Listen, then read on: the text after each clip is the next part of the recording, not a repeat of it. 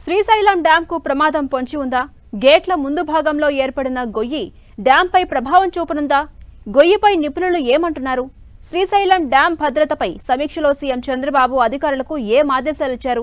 మరింత సమాచారం మా ప్రతినిధి ప్రసాద్ అందిస్తారు.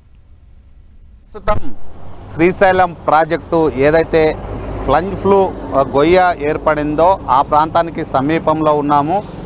2009లో వచ్చినటువంటి భారీ వర్షాలకి ఈ ఫ్లంజ్ ఫ్లూ ఏర్పడడం జరిగింది. ఏదైతే డ్యామ్ కింద ఉన్నామో మనం చూడొచ్చు.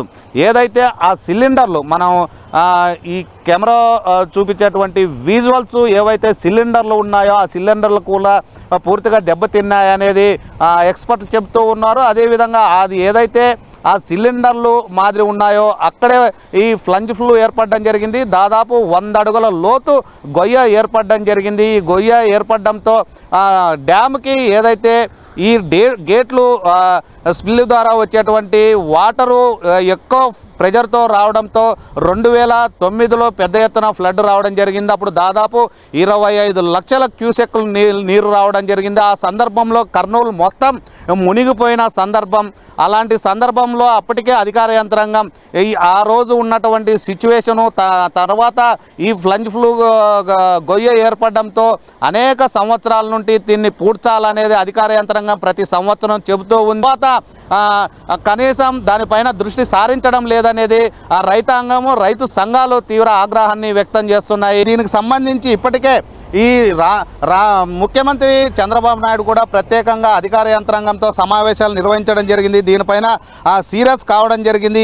అది లెఫ్ట్ సైడ్ ఉన్నటువంటి మొత్తం వాటరు డ్యామ్ గేట్లు ఎత్తిన సందర్భంలో మొత్తం అది కోతకు గురైంది. దానిపైన కానీ రాష్ట్ర ముఖ్యమంత్రి చంద్రబాబు నాయుడు ప్రత్యేకంగా అధికార యంత్రాంగంతో సమావేశంలో చర్చించడం జరిగింది. దానికి సంబంధించి ఎలాంటి చర్యలు చేపట్టాలి, ఎలా దాన్ని కట్ట ఏర్పాటు చేయాలనే దానిపైన కానీ సమీక్ష సమావేశంలో పూర్తి సమాచారం తీసుకున్నట్లు తెలుస్తుంది. గత 2 రోజుల క్రితం కూడా నేషనల్ డ్యామ్ అథారిటీ అధికారులు కూడా సేఫ్టీ అధికారులు కూడా ఇక్కడికి రావడం జరిగింది. దీన్ని క్షుణ్ణంగా పరిశీలించడం జరిగింది. పైన ఉన్నటువంటి డ్యామ్ని అదేవిధంగా కింద ఉన్నటువంటి ఏదైతే ఆ ఫ్లంజ్ ఫ్లూ గొయ్య ఏర్పడిందో ఆ గొయ్యకు సంబంధించి 100 అడుగులు ఏర్పడిందో దాన్ని కానీ ప్రత్యేకంగా దృష్టి సారించడం జరిగింది.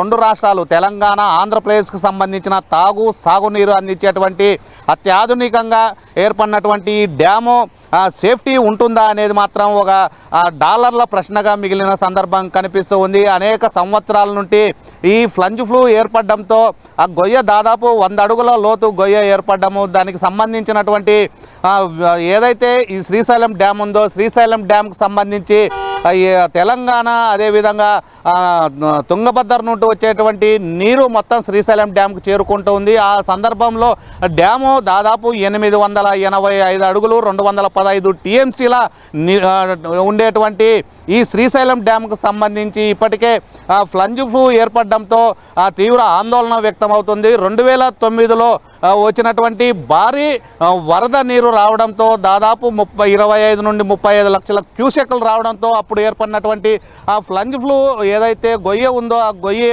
దాదాపు తీవ్ర ఇబ్బందులకు గురవుతుందనేది అనేక మంది నిష్ఠాతులు చెప్పినప్పటికీ ఇప్పటి వరకు దానిపైన దృష్టి సారించకపోవడంతో రైతాంగం మాత్రం తీవ్ర ఆవేదన వ్యక్తం చేస్తుంది. ఇప్పటికే అనేక సంవత్సరాలు ఏర్పడినటువంటి డ్యాము ప్రమాదంలో పొంచి ఉందా, ప్రమాదం నుండి బయటపడుతుందా, ప్రమాదానికి గురి కాకుండా ఉంటుందా అనేది మాత్రం 2 రాష్ట్రాల రైతులు అదేవిధంగా ప్రజలు ఎదురు చూస్తున్న సందర్భం కనిపిస్తూ ఉంది. ఇది సాగునీరు అందించేటువంటి శ్రీశైలం ప్రాజెక్టు మనం చూడొచ్చు. ఎడమ వచ్చేసి తెలంగాణ జల విద్యుత్ కేంద్రము ఉంది. మనం విజువల్లో చూడొచ్చు. ఏదైతే చూపిస్తున్నామో అది తెలంగాణ జల విద్యుత్ కేంద్రానికి సంబంధించింది. అదేవిధంగా ఆంధ్రప్రదేశ్కి సంబంధించి మనం ఏదైతే చూపిస్తున్నామో అది ఆంధ్రప్రదేశ్ జల విద్యుత్ కేంద్రానికి సంబంధించి జల విద్యుత్ ఉత్పత్తి చేసేటువంటి కేంద్రాలు. ఈ 2 కేంద్రాలు జల విద్యుత్ ఉత్పత్తిని చేస్తూ అదేవిధంగా తాగునీరు అందించేటువంటి ఈ డ్యాము 2 రాష్ట్రాలకు సంబంధించినటువంటి లక్షలాది ఎకరాలకు సాగునీరు అందిస్తుంది, అదేవిధంగా లక్షలాది మందికి తాగునీరు అందించేటువంటి ఈ డ్యాము ప్రమాదము పొంచి ఉందా అనేది మాత్రం రైతుల్లోన అదేవిధంగా ప్రజల్లోన రెండు రాష్ట్రాలకు సంబంధించిన వారిలో మాత్రం ఒక ఆందోళన వ్యక్తమవుతున్న సందర్భం కనిపిస్తుంది. ప్రతి సంవత్సరం కూడా ప్రతి సంవత్సరం ఎండాకాలంలో మాత్రం దీనికి గొయ్య ఏదైతే 100 అడుగుల గొయ్య ఉందో వాటిని ఎలా పూడ్చాలనే దానిపైన దృష్టి సారించడం జరిగింది.